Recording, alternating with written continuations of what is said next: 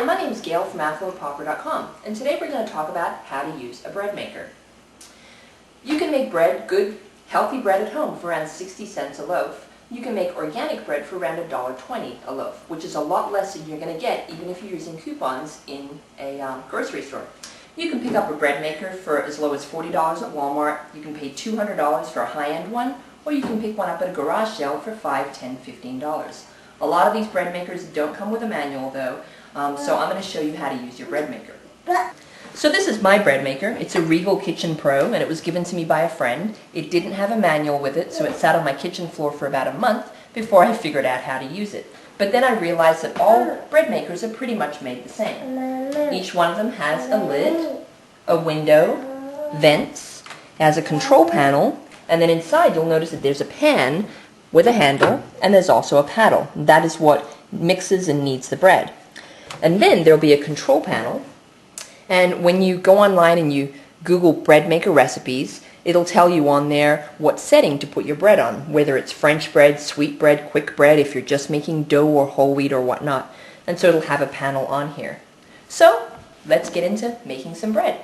So today we're going to make cinnamon blueberry bread. My recipe here consists of 8 ingredients, which is a lot less than you're going to find in supermarket brands of bread. We've got a cup and a quarter of water, 2 tablespoons of margarine, you can also use butter. This is a quarter of a cup of sugar, 3 1/4 cups of bread flour, which you can find in any store. This is a teaspoon and a quarter of cinnamon, a teaspoon and a half of salt, 3 1/2 teaspoons of yeast, and I actually have some yeast here. This is a type of yeast that you can pick up in your store. And this is, and you can use 1/2 cup of blueberries. You could also use raisins, cranberries, cherries, and you can use as many as you like. I'm going to be using 1/2 cup today, but you can use 3/4 of a cup, whatever your taste buds feel like. So now let's go ahead and make the bread. I'm just going to open the bread maker. We're going to pour in our water. We're going to put in our margarine or our butter right on top of that. We're going to follow with our bread flour. And a lot of recipes don't even require bread flour. A lot of them just require simple, regular flour. Going to put in our sugar, cinnamon, salt. We're going to put in our yeast, and then we're going to put in our blueberries. So my particular recipe calls for a sweet setting, and it calls for a loaf of bread that is 1.5 pounds.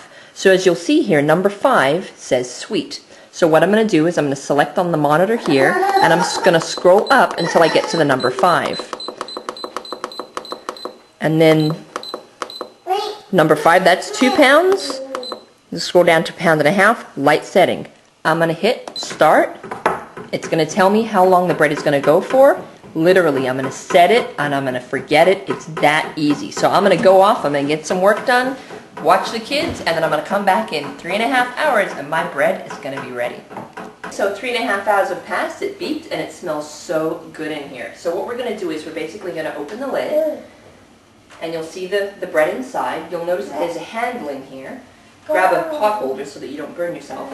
Lift the handle up, yank it out, and then there's your loaf of bread. So we're going to turn it over here.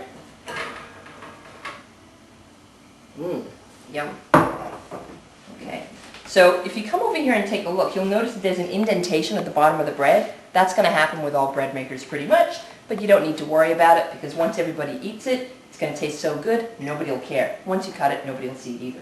So you can just basically turn it over and let it cool, and then you can cut it. And so once you've mastered the basic breads, you can go ahead and make bread rolls. You can add flaxseed to it, oatmeal, all kinds of things. So just go online, Google some recipes, and enjoy your bread making. We didn't make our bread. Yummy bread, right? Yeah.